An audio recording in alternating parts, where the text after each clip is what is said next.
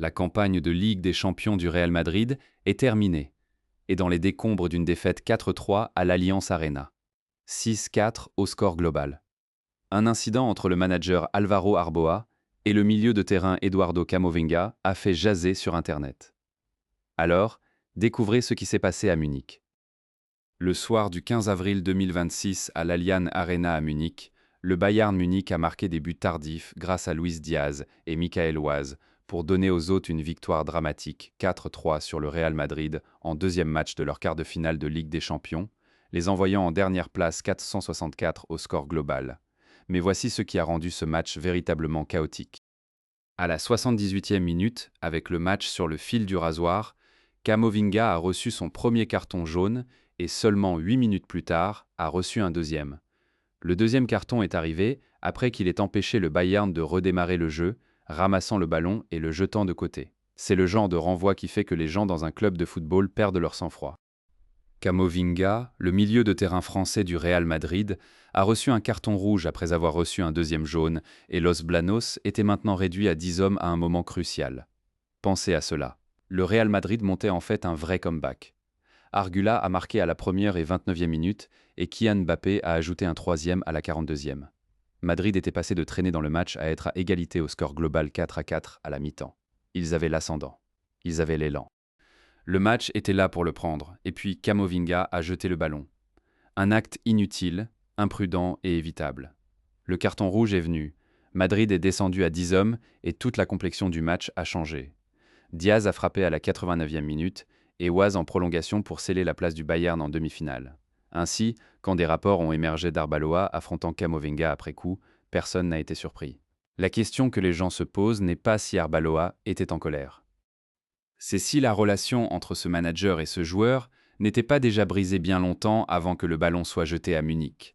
Pour comprendre la réaction d'Arballoa, il faut comprendre la saison que le Real Madrid a subie. Ce n'était pas une rupture soudaine, c'était une fissure qui s'était progressivement élargie pendant des mois. Tout s'est déroulé très rapidement le 12 janvier. Alonso, bien sûr, avait risqué de se faire virer depuis un certain temps. Pourtant, son départ semblait soudain, et à peine son départ avait-il été confirmé qu'Arballoa a été nommé intérimaire. L'ancien arrière-droit du Real Madrid, qui avait été entraîneur de l'académie du club, a été propulsé à l'un des postes les plus exigeants du football mondial du jour au lendemain. Son mandat a commencé par rien de moins qu'un désastre. Arballoa a clairement indiqué qu'il envisageait de donner aux enfants qu'il avait entraînés à la Fabrica la chance d'impressionner. Dans la première équipe, un match de Copa del Rey avec l'Albacete de 2e division semblait être un endroit assez sympathique pour concrétiser cette promesse. Arballoa a accordé 4 débuts. Madrid a perdu 3-2 grâce à un but à la 94e minute. Dès ce premier match, la pression n'a jamais fléchi avec le titre de champion pratiquement hors de portée et la Supercoupe d'Espagne déjà perdue face à Barcelone. La Ligue des Champions représentait la seule chance réaliste de Madrid de remporter un trophée. C'était du territoire gagne, où je meurs, et tout le monde dans le Bernabéu le savait. Arballoa, quant à lui, a été erratique. Sa feuille de statistiques affiche 20 matchs, 13 victoires, 6 défaites, 1 nul. Son pourcentage de victoire est inférieur à celui d'Alonso. Les défaites sont venues contre le Bayern, Mallorca, Gaf, Osasuna, Benfica et Albacete. Le vestiaire n'était pas non plus harmonieux. Des rapports ont fait surface au début du mandat d'Arboa, selon lesquels l'équipe était fragmentée. Certains joueurs du Real Madrid doutaient déjà de la capacité d'Arballoa à mener l'équipe en avant au milieu d'une querelle enflammée dans le vestiaire. Il a été révélé qu'Arboa est arrivé 1 heure en retard à sa dernière conférence de presse, apparemment à cause de plaintes des joueurs qui avaient une querelle enflammée avec l'entraîneur au sujet de ses méthodes et tactiques qui ne semblaient pas les convaincre. Le positionnement des joueurs était devenu une plaie ouverte au sein du club. Il y avait du malaise à propos des changements constants dans le positionnement des joueurs. Quelque chose d'évident quand, malgré le fait d'avoir 2 arrières latéraux gauche naturels sur le banc en Álvaro Carreras et Fran Garcia, Eduardo Camavinga a de nouveau été choisi pour jouer dans ce rôle. Et puis il y avait la situation de Carvajal. Le capitaine du club, l'un des arrières latéraux droits les plus décorés de l'histoire du jeu, était mis de côté. Arballoa avait pris des décisions qui ont surpris à la fois l'entourage des joueurs et le vestiaire lui-même. Il a choisi d'utiliser Fede Valverde hors de position et a même donné du temps de jeu à David Jiménez, un joueur de l'équipe de réserve au lieu du capitaine. Carvajal aurait été très en colère de son absence continue de l'alignement de départ sous Arbeloa. C'était l'environnement dans lequel le quart de finale de Ligue des Champions contre le Bayern Munich était préparé. Un club imprégné de gloire européenne, géré par un entraîneur novice combattant les incendies sur tous les fronts avec un vestiaire qui commençait à remettre en question son autorité. La Ligue des Champions était la dernière bouée de sauvetage d'Arbeloa. Un comeback n'était pas seulement une nécessité pour sauver la saison de Madrid, mais aussi la bouée de sauvetage dont il aurait besoin pour conserver son emploi au-delà de mai. Eduardo Camavinga occupe une place particulière dans l'effectif du Real Madrid. Il est simultanément valorisé et douté, loué et critiqué, retenu et presque vendu, parfois tout cela la même semaine. Camavinga a fait 35 apparitions pour le Real Madrid cette saison, marquant 2 fois et enregistrant une passe décisive, mais il n'est pas considéré comme un titulaire pour les géants de la capitale quand le club dispose d'un effectif au complet. L'avenir du joueur de 23 ans fait actuellement l'objet de nombreux débats avec un certain nombre de clubs de Premier League, dont Manchester United, Chelsea et Liverpool, qui suivent de près sa situation dans la capitale espagnole. Dans les semaines précédant le match contre le Bayern, Arbeloa avait oscillé entre les éloges publics et les critiques subtiles du milieu de terrain français. D'une part, juste avant le match contre Girona, il s'était tenu à son pupitre de conférence de presse et avait déclaré « Je le considère comme important pour moi et pour le club ». Il a montré à plusieurs reprises quel type de joueur il est et il a la confiance de tous au club. Et bien sûr, l'entraîneur. D'autre part, derrière ces paroles diplomatiques, la réalité était bien plus trouble. Les rapports en Espagne affirmaient qu'Arbeloa avait déjà décidé que Camavinga ne porterait plus le maillot du Real Madrid et que l'entraîneur avait clairement fait connaître sa position au directeur sportif. Si une offre de 50 millions d'euros plus 20 millions de bonus arrivait, Camavinga devrait partir. Contre Mallorca, une défaite dévastatrice 2-1, quelques jours avant la première manche, contre le Bayern. La négligence défensive de Camavinga a suscité une fureur générale de la part des supporters. Une réponse nommée après match de l'entraîneur. Arbeloa semblait critiquer Camavinga sans le mentionner par son nom, notant l'erreur critique consistant à manquer de concentration et une mauvaise marquage. L'entraîneur a dit « Sans nous concentrer à 200%, nous n'allions pas gagner ». Chaque madridista qui l'a entendu parler du besoin de se concentrer à 200% pensait au moment exact où Antonio Rudiger criait après Camavinga pour ne pas marquer la course du but d'ouverture. Ensuite, contre Girona dans le match nul 1-1 seulement 5 jours avant la deuxième manche à Munich. Arbeloa a expérimenté Camavinga dans un rôle plus profond. Il a dit après « Je voulais voir Eduardo dans cette position ». Il se sent très à l'aise comme milieu défensif et il comprend que c'est la position où il joue le mieux. Pour moi, il était important de le voir pour m'assurer qu'il comprend ce que je veux de cette position. Mais les fans n'ont pas cru à l'évaluation positive. Il y avait tellement de mauvaises performances à choisir dans ce résultat. Et bien que Mbappé ait peut-être été l'effort individuel le plus décevant, la dégringolade vers le bas de son compatriote Camavinga avait été tout aussi préoccupante à regarder. Bien que Camavinga n'ait que 23 ans, le jeune Français est au Real Madrid depuis 5 saisons maintenant, et il n'a montré aucune croissance dans sa compréhension du jeu. Arbeloa disait essentiellement que bien que Camavinga ait des outils physiques bénis, l'ancienne star de Rennes avait encore besoin de s'améliorer. Bien qu'il était optimiste que Camavinga le ferait, Arbeloa faisait subtilement allusion au problème.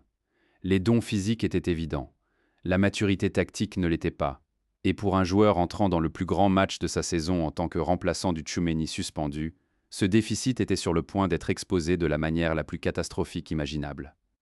La préparation de la deuxième manche à Munich était imbibée de la mythologie du Real Madrid. Nous sommes le Real Madrid. S'il y a une équipe qui vient à ce stade en pensant qu'elle peut faire un comeback, c'est nous. Nous sommes l'équipe avec 15 Coupes d'Europe. Arbeloa parlant à l'Allianz Arena la veille du match, s'est fortement appuyé sur l'identité du club. Je ne pense pas que nous ayons à effectuer un quelconque miracle. Si nous avions gagné l'autre jour, cela n'aurait pas été fou. Leur meilleur joueur était le gardien. Personne qui connaît le Real Madrid ne pense que gagner en Allemagne est un miracle. L'une des grandes questions auxquelles Arbeloa devait répondre était qui remplacerait Aurélien Tchouaméni dans l'alignement. Le Français avait été l'un de leurs joueurs les plus constants, mais était suspendu pour le match. L'absence de Tchouaméni était un revers important compte tenu de sa forme dans un rôle de défenseur cette saison, particulièrement contre la force offensive du Bayern. Eduardo Camavinga avait eu du mal à être constant ces dernières semaines et s'était vu critiqué. Arbeloa avait expérimenté différentes solutions dans les matchs récents. Contre Girona, il a opté pour Camavinga aux côtés de Jude Bellingham, mais la performance a soulevé des doutes et a relancé le débat interne. Quand les feuilles d'équipe ont été remises à l'Oaens Arena, Camavinga était là au milieu de terrain dans le rôle le plus profond chargé de faire le travail du joueur que le Real Madrid manquait le plus, Cheny. La première manche s'était terminée 2-1 pour le Bayern au Bernabéu, avec des buts de Luis Diaz et Harry Kane, gardant les espoirs de Madrid vivants uniquement grâce à une frappe de Kylian Mbappé. Manuel Neuer était en grande forme pour le Bayern en faisant 9 arrêts pour garder l'équipe de Bundesliga en tête du match. Mais cette nuit-là, à Munich, le Real Madrid est venu balancer fort. Le match a explosé dès le premier coup de sifflet. Arula a marqué à la première minute. Le Bayern a répondu par Alexander Pavlovic à la 6e. Guerre a de nouveau frappé à la 29e. Kane s'est équalisé à la 38e minute. Puis Mbappé l'a rendu 3-2 pour Madrid à la 42e minute. À la mi-temps, le score global était 4-4 et le match était posé sur le fil du rasoir. Tout ce qu'Albaloa avait promis. La croyance, le comeback, la remontada semblaient se matérialiser devant les yeux de 300 supporters du Real Madrid voyageant. Et puis la deuxième mi-temps est arrivée. Et avec elle, le moment qui a défini le match et potentiellement toute la carrière de Camavinga au Real Madrid. À la 78e minute, Camavinga a reçu un carton jaune, un avertissement, un signal de se maîtriser pour jouer avec discipline, d'être l'encre dont son équipe avait besoin. Avec 12 minutes plus le temps de prolongation séparant Madrid d'une demi-finale de Ligue des Champions. 8 minutes plus tard, à la 86e minute, il a fait le contraire. Il a reçu un carton jaune à la 78e minute et seulement 8 minutes plus tard, a reçu un deuxième. Le deuxième carton est arrivé après qu'il ait empêché le Bayern de redémarrer le jeu, ramassant le ballon et le jetant de côté. Ce n'était pas une faute tactique pour arrêter une contre-attaque. Ce n'était pas un tacle mal chronométré. C'était un acte boudeur inutile. Jeter le ballon pour retarder une reprise qui lui a valu un deuxième jaune et un carton rouge immédiat. Los Blanos était maintenant réduit à 10 hommes à un moment crucial, les forçant à se réorganiser rapidement et à défendre avec une discipline encore plus grande sous une intense pression. Cette réorganisation n'a jamais pleinement abouti. Diaz a frappé à la 89e minute et Alice en prolongation. 2 buts dans les derniers moments. Le comeback était mort. La saison était pratiquement terminée. Le Real Madrid était éliminé de la Ligue des Champions. Et puis, pour couronner une nuit de chaos absolu, Arda Güler a reçu un carton rouge pour une confrontation verbale avec l'arbitre. Bien que Goul ait marqué un but de consolation à la 90 plus 5 minutes, le coup de sifflet final a confirmé ce que tout le monde craignait. Le Real Madrid a été éliminé, concluant une saison qui sera mémorisée comme une grande déception pour les géants espagnols.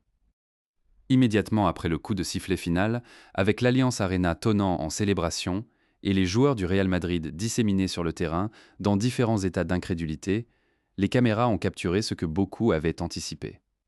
La fureur d'Arbalolà dirigeait directement vers Camavinga. Les détails de la confrontation ont émergé par le biais de rapports multiples d'agences espagnoles et européennes.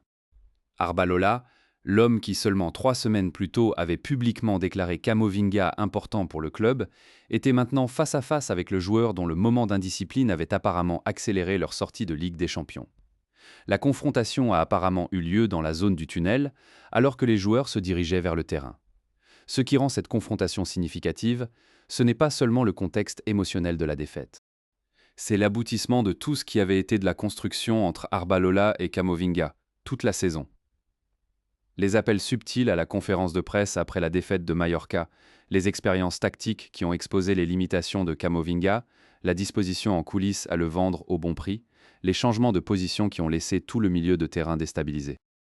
Camavinga avait été le joueur attirant le plus l'attention des Madridistas, avec le Français continuant à montrer peu de croissance mentalement et physiquement au fil des années, et son pauvre effort et son incapacité à marquer les coureurs correctement s'avérant coûteux. Et maintenant ceci, un carton rouge pour avoir jeté le ballon à la 86e minute d'un quart de finale de Ligue des Champions, alors que son équipe se battait pour sa survie avec 10 hommes. La question de savoir si la réaction d'Arbalolà était justifiée répondait presque d'elle-même. Mais la question plus large est ce qui se passe pour eux deux maintenant. L'élimination à Munich laisse le club sans trophée cette saison et transforme les fixtures restantes en formalité. Un résultat qui porte des conséquences importantes. Le match nul 1-1 à Madrid avec Girona avait déjà laissé le club 9 points derrière Barcelone en Liga avec 7 matchs restants et l'équipe a été huée au Bernabéu. Pour Arbeloa, la situation est précaire. Un comeback n'était pas seulement une nécessité pour sauver la saison de Madrid, mais aussi la bouée de sauvetage dont il avait besoin pour conserver son emploi. Cette bouée de sauvetage est partie. Les rapports ont déjà lié l'emploi à des noms comme Jürgen Klopp, José Mourinho et Unai Emery. Le temps d'Arbalolà à la tête peut maintenant être mesuré en semaines plutôt qu'en mois. Pour Camavinga, le calcul est tout aussi radical. Les rapports avaient déjà émergé qu'Arbalolà avait décidé que Camavinga ne porterait plus le maillot du Real Madrid et que l'entraîneur avait clairement fait connaître sa position au directeur sportif. Si une offre d'euros plus 20 millions d'euros en bonus arrivait, Camavinga devrait partir. Les clubs de la Premier League, dont Manchester United, Chelsea et Liverpool, suivent de près sa situation. Un rapport de la fin du mois dernier insistait sur le fait que Liverpool sont favoris pour signer Camavinga cet été et que les Reds sont prêts à faire une offre officielle. En fin de compte, ce qui s'est passé à l'Orient Arena n'était pas seulement un carton rouge ou une confrontation. C'était l'acte final d'une désintégration toute la saison. Arbeloa est arrivé au Real Madrid, promettant de restaurer l'ADN gagnant du club. Il quitte la Ligue des Champions avec son autorité visiblement diminuée et son effectif fragmenté. Camavinga, à qui on avait confié le rôle qui aurait pu sauver tout ce qui s'est passé, a plutôt livré le moment qui a assuré que tout s'effondrait. Le Real Madrid, un club avec 15 Coupes d'Europe, fait maintenant face à la perspective de terminer une saison sans un seul trophée pour la première fois depuis des années. La confrontation entre Arbeloa et Camavinga dans ce tunnel de Munich est simplement l'expression humaine de quelque chose que le monde entier du football témoigne maintenant. Un club en crise cherchant des réponses dans des endroits où aucune n'existe. Qu'Arbalolà reste à la barre pour le dernier tronçon de match de Liga ou que Florentino Pérez accélère un changement d'entraîneur supplémentaire reste à voir. Mais une chose est certaine, ce carton rouge à la 86e minute, cet acte inutile de jeter un ballon de côté, résonnera bien au-delà de Munich. Il résonnera à travers les négociations de transfert, les décisions managériales et l'histoire d'une saison du Real Madrid qui a promis tout et livré rien.